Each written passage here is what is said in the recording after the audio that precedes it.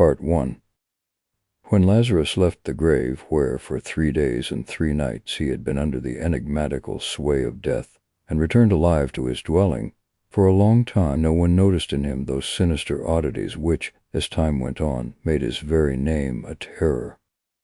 Gladdened unspeakably by the sight of him who had been returned to life, those near to him caressed him unceasingly, and satiated their burning desire to serve him in solicitude for his food and drink and garments. And they dressed him gorgeously, in bright colors of hope and laughter, and when, like a bridegroom in his bridal vestures, he sat again among them at the table, and again ate and drank, they wept, overwhelmed with tenderness.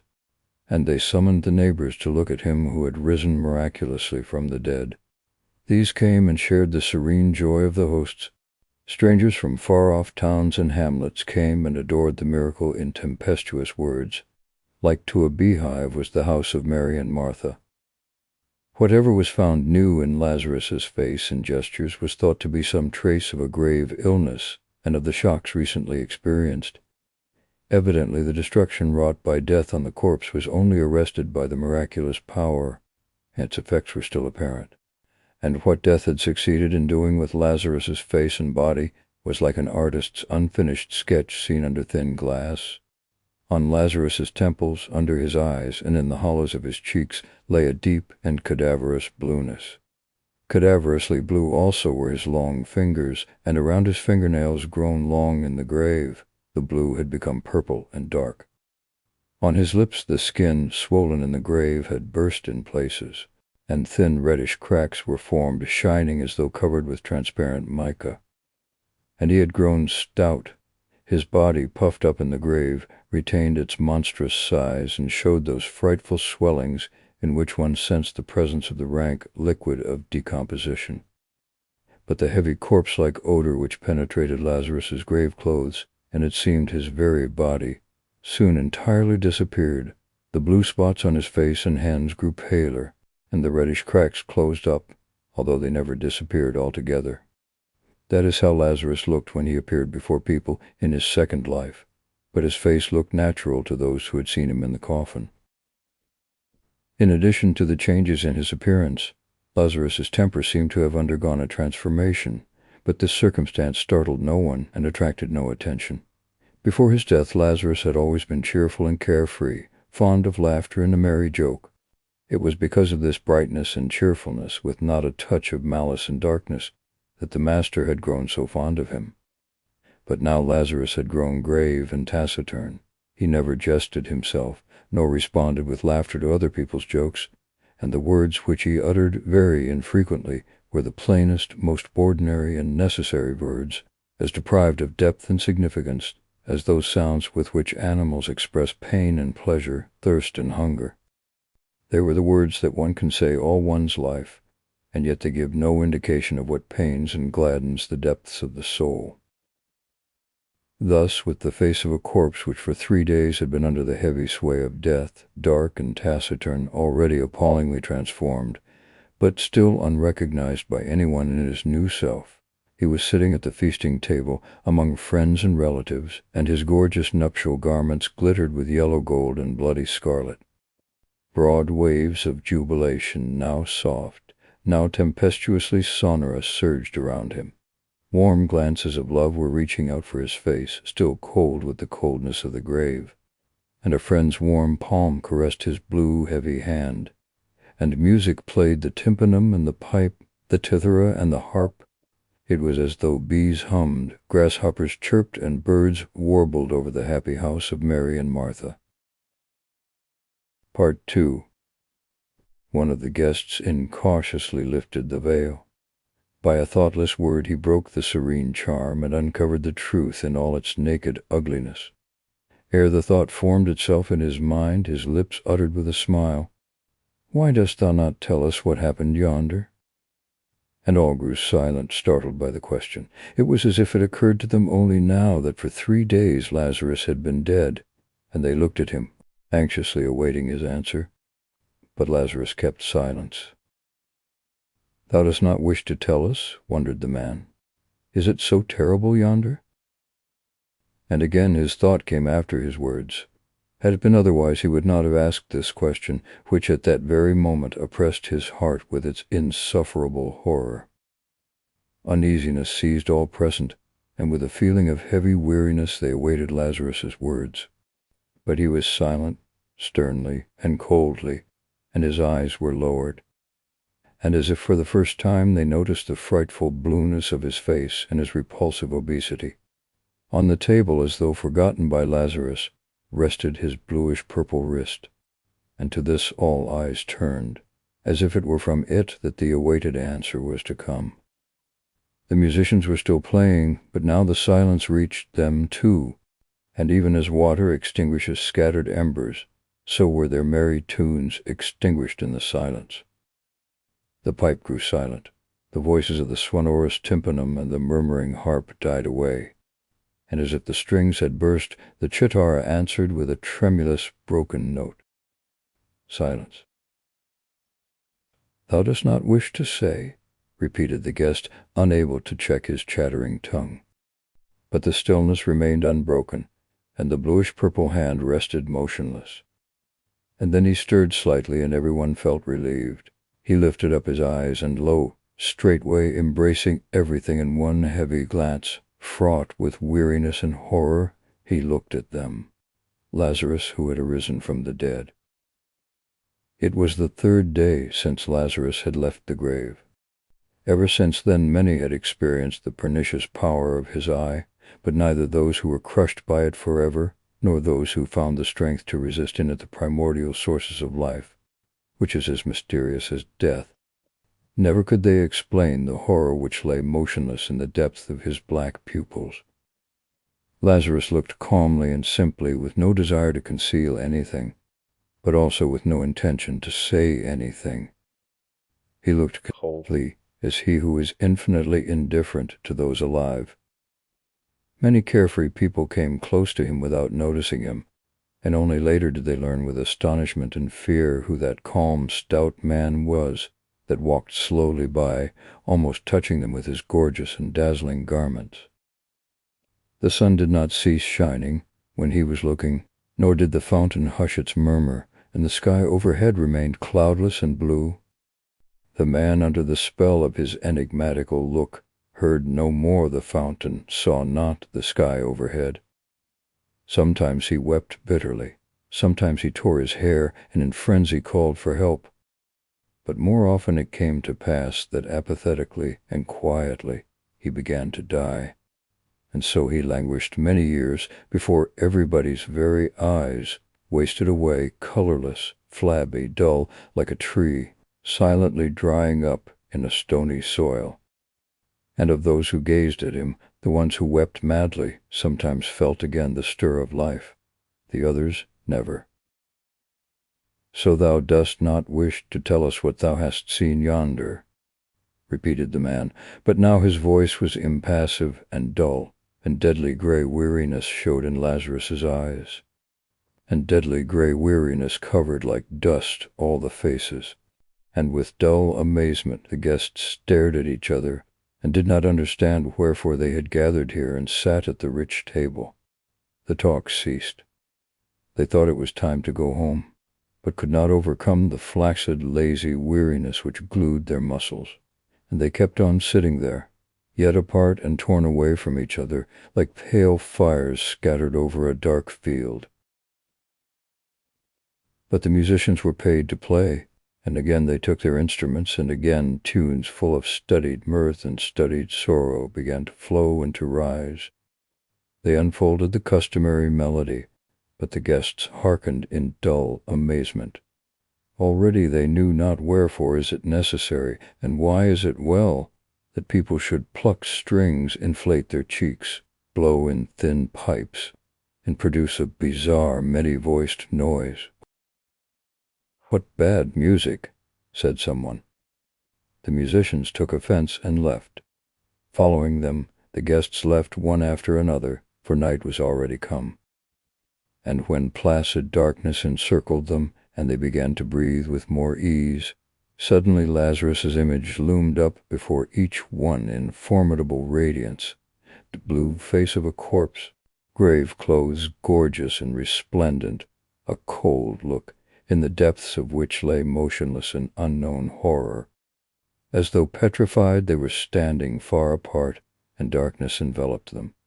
But in the darkness blazed brighter and brighter the supernatural vision of him who for 3 days had been under the enigmatical sway of death. For 3 days had he been dead. Thrice had the sun risen and set, but he had been dead. Children had played, streams murmured over pebbles, the wayfarer had lifted up hot dust in the high road, but he had been dead. And now he is again among them, touches them, looks at them, and through the black discs of his pupils, as through darkened glass, stares the unknowable yonder. Part 3. No one was taking care of Lazarus, for no friends nor relatives were left to him, and the great desert which encircled the holy city came near the very threshold of his dwelling. And the desert entered his house, and stretched on his couch like a wife, and extinguished the fires. No one was taking care of Lazarus. One after the other his sisters, Mary and Martha, forsook him. For a long while Martha was loath to abandon him, for she knew not who would feed him and pity him. She wept and prayed. But one night when the wind was roaming in the desert and with a hissing sound the cypresses were bending over the roof, she dressed noiselessly and secretly left the house. Lazarus probably heard the door slam. It banged against the side post under the gusts of the desert wind, but he did not rise to go out and to look at her that was abandoning him. All the night long the cypresses hissed over his head and plaintively thumped the door, letting in the cold, greedy desert. Like a leopard, he was shunned by everyone, and it was proposed to tie a bell to his neck, as is done with leopards, to warn people against sudden meetings. But someone remarked, growing frightfully pale, that it would be too horrible if by night the moaning of Lazarus's bell were suddenly heard of the windows, and so the project was abandoned. And since he did not take care of himself, he would probably have starved to death, had not the neighbors brought him food in fear of something that they sensed but vaguely. The food was brought to him by children. They were not afraid of Lazarus, nor did they mock him with naive cruelty as children are wont to do with the wretched and miserable. They were indifferent to him, and Lazarus answered them with the same coldness. He had no desire to caress the black little curls and to look into their innocent shining eyes. Given to time and to the desert, his house was crumbling down, and long since had his famishing lean wandered away to the neighboring pastures, and his bridal garments became threadbare. Ever since that happy day when in musicians played, he had worn them unaware of the difference of the new and the worn. The bright colors grew dull and faded. Vicious dogs on the sharp thorn of the desert turned the tender fabric into rags. By day, when the merciless sun slew all things alive, and even scorpions sought shelter under stones and writhed there in a mad desire to sting, he sat motionless under the sun rays, his blue face and the uncouth bushy beard lifted up, bathing in the fiery flood. When people still talked to him, he was once asked, "Poor Lazarus, does it please thee to sit thus and to stare at the sun?" And he had answered, "Yes, it does." So strong, it seemed, was the cold of his 3 days' grave, so deep the darkness, that there was no heat on earth to warm Lazarus, nor a splendor that could brighten the darkness of his eyes. That is what came to the mind of those who spoke to Lazarus, and with a sigh they left him. And when the scarlet, flattened globe would lower, Lazarus would set out for the desert and walk straight toward the sun, as though striving to reach it. He always walked straight toward the sun, and those who tried to follow him and to spy upon what he was doing at night in the desert retained in their memory the black silhouette of a tall, stout man against the red background of an enormous flattened disk. Night pursued them with her horrors, and so they did not learn of Lazarus's doings in the desert, but the vision of the black on red was forever branded on their brain. Just as a beast with a splinter in its eye furiously rubs its muzzle with its paws, so they too foolishly rubbed their eyes, But what Lazarus had given was indelible, and death alone could efface it. But there were people who lived far away, who never saw Lazarus and knew of him only by report. With daring curiosity which is stronger than fear and feeds upon it, with hidden mockery, they would come to Lazarus who was sitting in the sun and enter into conversation with him. By this time Lazarus' appearance had changed for the better and was not so terrible. The first minute they snapped their fingers and thought of how stupid the inhabitants of the holy city were. But when the short talk was over and they started homeward, their looks were such that the inhabitants of the holy city recognized them at once and said, "Look, there is one more fool on whom Lazarus has set his eye." And they shook their heads regretfully and lifted up their arms. There came brave, intrepid warriors with tinkling weapons. Happy youths came with laughter and song. Busy tradesmen jingling their money ran in for a moment, and haughty priests leaned their croziers against Lazarus's door. Memory strangely changed as they came back. The same terrible shadow swooped down upon their souls and gave a new appearance to the old familiar world. Those who still had the desire to speak expressed their feelings thus. All things tangible and visible grew hollow, light and transparent, similar to lightsome shadows in the darkness of night. For that great darkness which holds the whole cosmos was dispersed neither by the sun nor by the moon and the stars, but like an immense black shroud enveloped the earth, and like a mother embraced it. It penetrated all the bodies, iron and stone, and the particles of the bodies, having lost their ties, grew lonely, and it penetrated into the depths of the particles, and the particles of particles became lonely. For that great void which encircles the cosmos was not filled by things visible, neither by the sun nor by the moon and the stars, but reigned unrestrained, penetrating everywhere, severing body from body, particle from particle. In the void hollow trees spread hollow roots threatening a fantastic fall. Temples, palaces, and horses loomed up, and they were hollow. And in the void men moved about restlessly, but they were light and hollow like shadows. For time was no more, and the beginning of all things came near their end.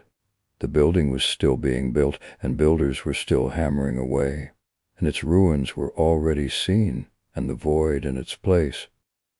The man was still being born, but already funeral candles were burning at his head, and now they were extinguished, and there was the void in place of the man and of the funeral candles. And wrapped by void and darkness, the man in despair trembled in the face of the horror of the infinite. Thus spake the men who had still a desire to speak. But surely much more could have told those who wished not to speak, and died in silence.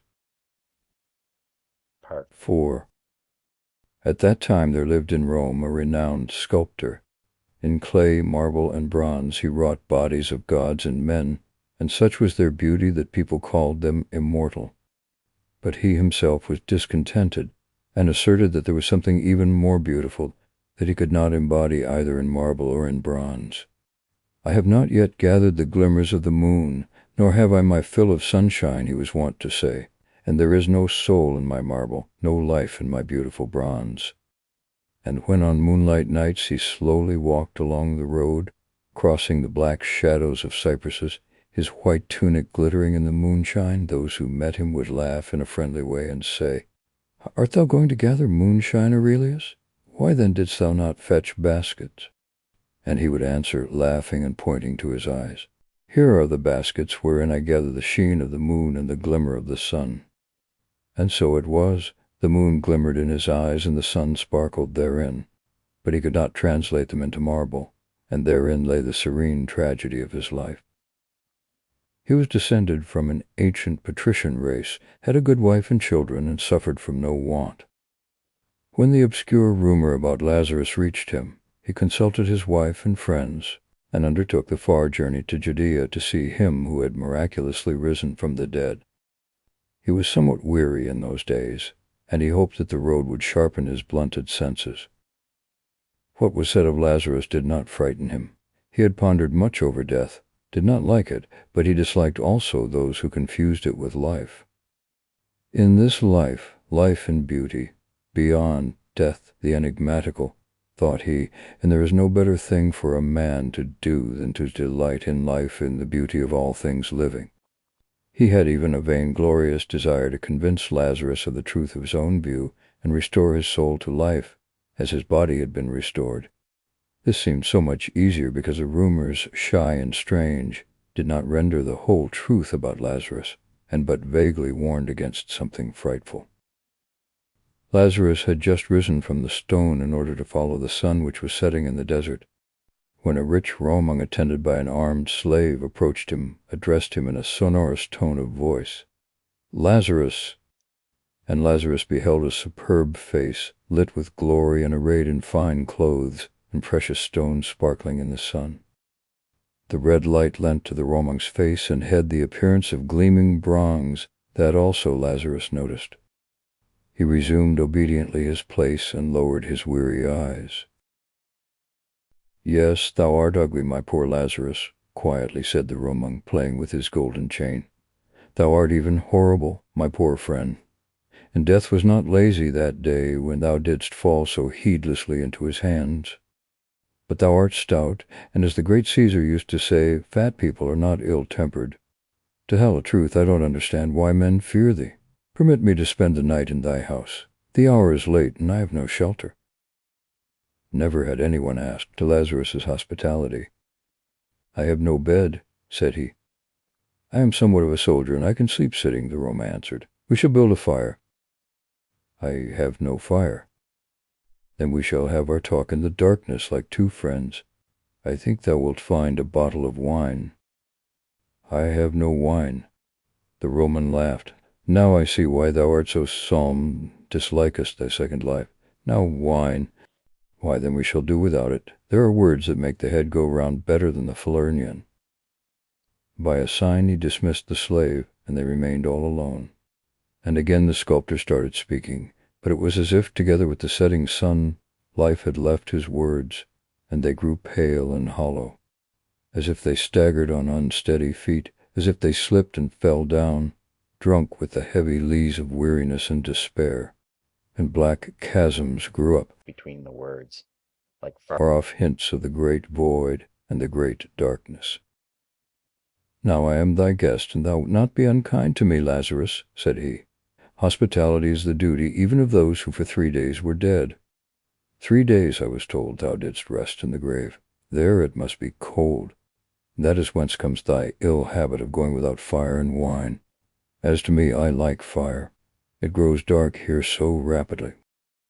The lines of thy eyebrows and forehead are quite interesting. They are ruins of strange palaces, buried in ashes after an earthquake. But why dost thou wear such ugly and queer garments? I have seen bridegrooms in thy country, and they wear such clothes. Are they not funny and terrible? But art thou a bridegroom?"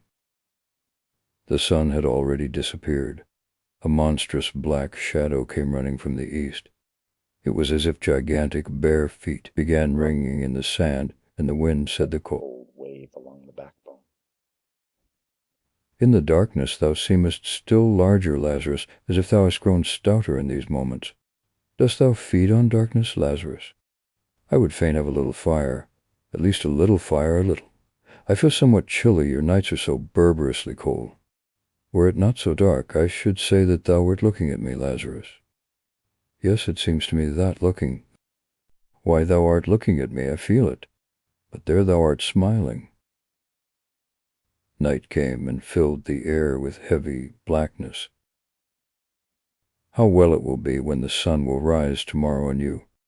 I am a great sculptor, thou knowest. That is how my friends call me. I create. Yes, that is the word.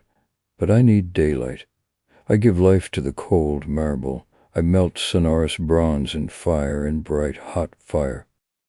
Why didst thou touch me with thy hand?" "Come," said Lazarus, "thou art my guest." And they went to the house, and a long night enveloped the earth. The slave, seeing that his master did not come, went to seek him. when the sun was already high in the sky, and he beheld his master side by side with Lazarus. In profound silence were they sitting right under the dazzling, scorching sun rays, and looking upward. The slave began to weep, and cried out, "My master, what has befallen thee, master?" The very same day the sculptor left for Rome. On the way Aurelius was pensive and taciturn, staring attentively at everything, the men, the ship, the sea, as though trying to retain something. On the high sea a storm burst upon, and all through it Aurelius stayed on the deck and eagerly scanned the sea, near and sinking with a thud. At home his friends were frightened at the change which had taken place in Aurelius, but he calmed them, saying meaningly, "I have found it." And without changing the dusty clothes he wore on his journey, he fell to work, and the marble obediently resounded under his sonorous hammer. Long and eagerly worked he, admitting no one, until one morning he announced that the work was ready, and ordered his friends to be summoned, severe critics and connoisseurs of art. And to meet them he put on bright and gorgeous garments that glittered with yellow, gold, and scarlet bices. "Here is my work," said he thoughtfully. His friends glanced, and a shadow of profound sorrow covered their faces. It was something monstrous, deprived of all the lines and shapes familiar to the eye, but not without a hint at some new, strange image. On a thin, crooked twig, or rather on an ugly likeness of a twig, rested askew a blind, ugly, shapeless, outspread mass of something utterly and inconceivably distorted, a mad leap of wild and bizarre fragments, all feebly and vainly striving to part from one another. And as if by chance, beneath one of the wildly rent salients, a butterfly was chiseled with divine skill, oh, airy loveliness, delicacy, and beauty, with transparent wings which seemed to tremble with an impotent desire to take flight. "Wherefore this wonderful butterfly, Ariadne?" said someone falteringly. "I know not," was the sculptor's answer. It was necessary to tell the truth, and one of his friends who loved him best said firmly, "This is ugly, my poor friend. It must be destroyed. Give me the hammer." And with 2 strokes he broke the monstrous man into pieces, leaving only the infinitely delicate butterfly untouched. From that time on, Aurelius created nothing. With profound indifference he looked at marble and breezes, and on his former divine works, where everlasting beauty rested. With the purpose of arousing his former fervent passion for work, and awakening his deadened soul, his friends took him to see other artists' beautiful works. But he remained indifferent as before, and the smile did not warm up his tightened lips. And only after listening to lengthy talks about beauty, he would retort wearily and indolently, "But all this is a lie." And by the day, when the sun was shining, he went into his magnificent, skillfully built garden, and having found a place without shadow, he exposed his bare head to the glare and heat. Red and white butterflies floated around. From the crooked lips of a drunken satyr, water streamed down with a splash into a marble cistern. But he sat motionless and silent, like a pallid reflection of him who, in the far-off distance, at the very gates of the stony desert, sat under the fiery sun. Part 5. And now it came to pass that the great deified Augustus himself summoned Lazarus. The imperial messengers dressed him gorgeously in solemn nuptial clothes, as if time had legalized them, and he was to remain until his very death the bridegroom of an unknown bride.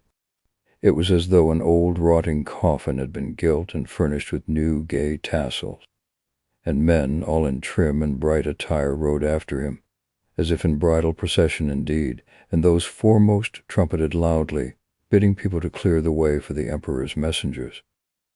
But Lazarus's way was deserted. His native land cursed the hateful name of him who had miraculously risen from the dead, and people scattered at the very news of his appalling approach. The solitary voice of the brass trumpets sounded in the motionless air, and the wilderness alone responded with its languid echo.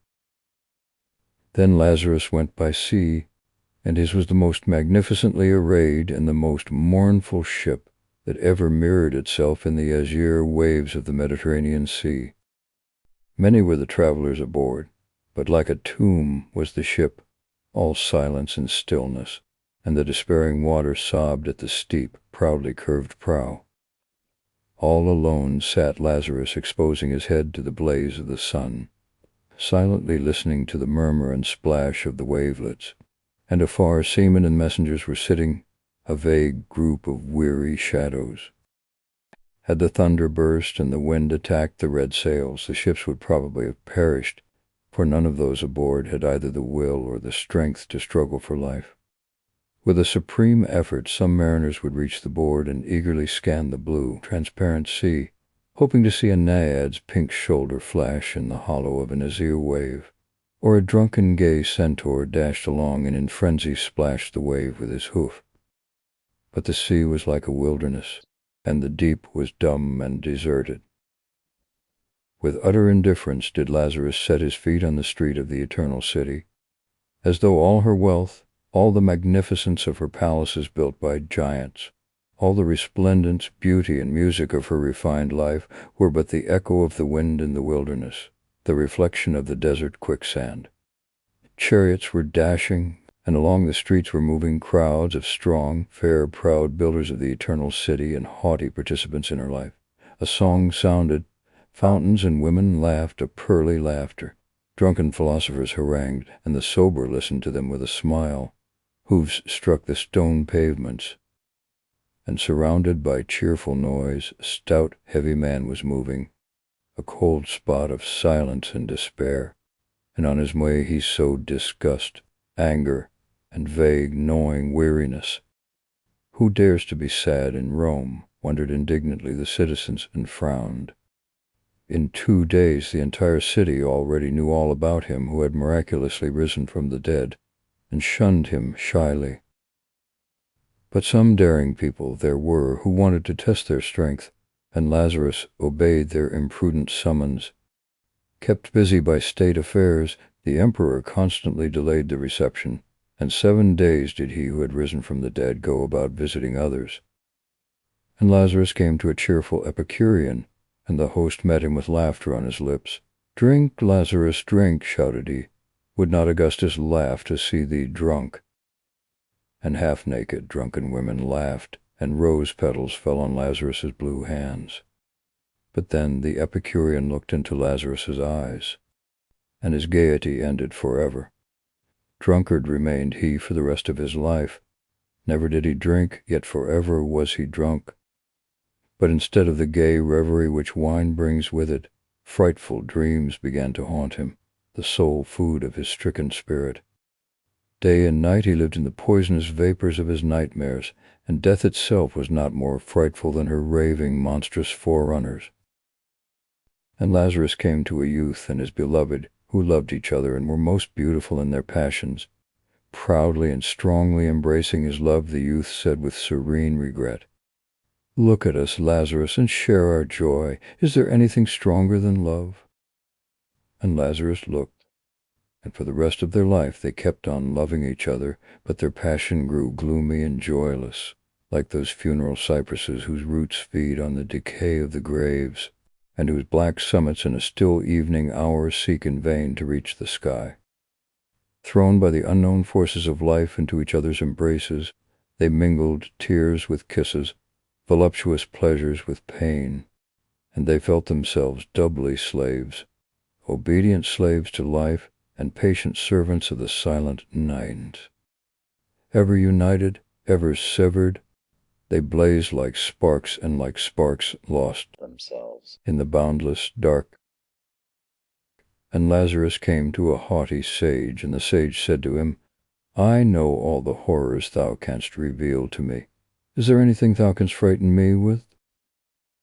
But before long the sage felt that the knowledge of horror was far from being the horror itself, and that the vision of death was not death.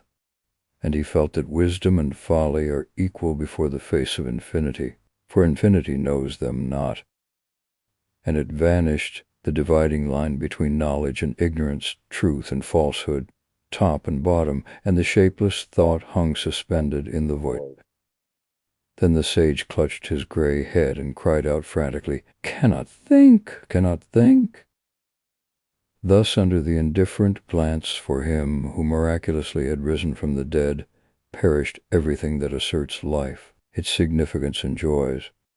And it was suggested that it was dangerous to let him see the emperor, that it was better to kill him, and having buried him secretly, to tell the emperor that he had disappeared, no one knew whither.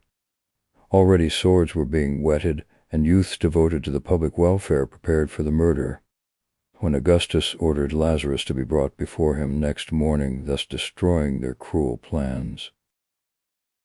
If there was no way of getting rid of Lazarus, at least it was possible to soften the terrible impression his face produced. With this in view, skillful painters, barbers, and artists were summoned, and all night long they were busy over Lazarus's head. They cropped his beard, curled it, and gave it a tidy, agreeable appearance. By means of paints they concealed the corpse-like blueness of his hands and face. Repulsive were the wrinkles of suffering that furrowed his old face, and they were puttied, painted, and smoothed. Then, over the smooth background, wrinkles of good-tempered laughter and pleasant carefree mirth were skillfully painted with fine brushes. Lazarus submitted indifferently to everything that was done to him. Soon he was turned into a becomingly stout, venerable old man, into a quiet and kind grandfather of numerous offspring. It seemed that the smile with which only a while ago he was spinning funny yarns was still lingering on his lips, and that in the corner of his eyes serene tenderness was hiding, the companion of old age. But people did not dare change his nuptial garments, and they could not change his eyes, two dark and frightful glasses through which looked at men, the unknowable yonder. Part 6. Lazarus was not moved by the magnificence of the imperial palace. It was as though he saw no difference between the crumbling house, closely pressed by the desert, and the stone palace, solid and fair, and indifferently he passed into it. And the hard marble of the floors under his feet grew similar to the quicksand of the desert, and the multitude of richly dressed and haughty men became like void air under his glance. No one looked into his face as Lazarus passed by, fearing to fall under the appalling influence of his eyes. But when the sound of his heavy footsteps had sufficiently died down, the courtiers raised their heads and with fearful curiosity examined the figure of a stout, tall, slightly bent old man, who was slowly penetrating into the very heart of the imperial palace. Were death itself passing, it would be faced with no greater fear. For until then the dead alone knew death, and those alive knew life only, and there was no bridge between them. But this extraordinary man, although alive, knew death, and enigmatical, appalling was his cursed knowledge. "Woe," people thought, "he will take the life of our great deified Augustus." And they sent curses after Lazarus, who meanwhile kept on advancing into the interior of the palace. Already did the emperor know who Lazarus was and prepared to meet him. But the monarch was a brave man, and felt his own tremendous, unconquerable power, and in his fatal duel with him who had miraculously risen from the dead, he wanted not to invoke human help. And so he met Lazarus face to face. "Lift not thine eyes upon me, Lazarus," he ordered. "I heard thy face is like that of Medusa, and turns into stone whosoever thou lookest at. Now I wish to see thee and to have a talk with thee before I turn into stone," added he in a tone of kingly jesting, not devoid of fear. Coming close to him, he carefully examined Lazarus's face and his strange festal garments, and although he had a keen eye, he was deceived by his appearance. "So, thou dost not appear terrible, my venerable old man, but the worse for us, if horror assumes such a respectable and pleasant air. Now let us have a talk." Augustus sat, and questioning Lazarus with his eye as much as with words, started the conversation. "Why didst thou not greet me as thou enterest?" Lazarus answered indifferent. I knew not it was necessary. Art thou a Christian? No. Augustus approvingly shook his head. That is good. I do not like Christians. They shake the tree of life before it is covered with fruit, and disperse its odorous bloom to the winds. But who art thou? With a visible effort, Lazarus answered, I was dead. I had heard that, but who art thou now? Lazarus was silent, but at last repeated in a tone of weary apathy, I was dead. Listen to me, stranger, said the emperor distinctly and severely, giving utterance to the thought that had come to him at the beginning. My realm is the realm of life. My people are of the living, not of the dead. Thou art here one too many. I know not who thou art and what thou sawest there, but if thou liest, I hate thy lies, and if thou tellest the truth, I hate thy truth.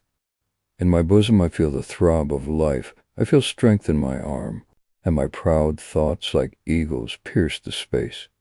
And yonder in the shelter of my rule, under the protection of laws created by me, people live and toil and rejoice. Dost thou hear the battle cry, the challenge men throw into the face of the future? Augustus, as in prayer, stretched forth his arms and exclaimed solemnly, Be blessed, O great and divine life. Lazarus was silent, and with growing sternness the emperor went on. Thou art not wanted here, miserable remnant, snatched from under death's teeth. Thou inspirest weariness and disgust with life. Like a caterpillar in the fields, thou gloatest on the rich ear of joy, and belchest out the drivel of despair and sorrow. Thy truth is like a rusty sword in the hands of a nightly murderer, and as a murderer thou shalt be executed. But before that, let me look into thine eyes.